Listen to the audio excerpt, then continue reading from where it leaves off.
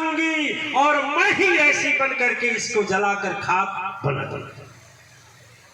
मां बोल दी सती बोल दी। जब रामा तो बात खत्म हो गई। बात बहुत दिन बीत गया। इधर रावण के अत्याचार से धरती कपने लगी, आदि इत्यादि हुआ। फिर उसके बाद भगवान राम धरती पर आए, फिर मैया लक्ष्मी भी जानकी बन करके आई। लेकिन जब एकादश रुद्र में भगवान शंकर आने लगे,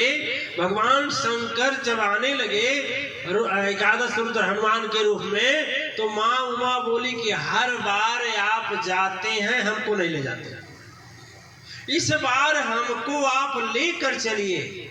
बोले कि लेकर चले? कहे हाँ लेकर चलिए।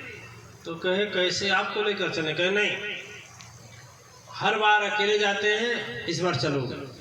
तो जब हनुमान जी बने तो जो माँ शक्ति उनकी पूंछ बनी। पूंछ जानते हैं ना? पूंछ होती है ना, पूंछ बनी। और वही शक्ति पूंछ बनी और उसी शक्ति में लपेटा गया, पूंछ में लपेटा गया, और वही शक्ति पूरा लंका को जला करके खाक थी। उसमें भी देखिए दो प्रकार के लोग थे, अच्छे भी थे और खराब भी थे। और इसी तरह से कहता हूं आपके मन में भी दो भावनाएं होती हैं, अच्छा भी होता है और खराब भी होता है। जो विश्वकर्मा जी बना कर गए थे उसमें रहने वाले के ऊपर निर्भर है। उसी में रहता है रावण और उसी में रहते हैं विभीषण और त्रिजटा, दोनों रहते हैं। देखिए रावण अत्याचारी है, राक्षस राज है, लेकिन वही विभीषण उसके ठीक उल्टे हैं। और कहने और सुनने में मिलता है कि उसी सारी लंका जल गई, लेकिन विभीषण की कुटी बच गई। सुने ना? माँ उमा बोली कहने वो जल रहा है, तो भगवान शंकर बोले जाकर भक्त अनल जहि सिर जा, मरानते ही कारण वह गिर जा।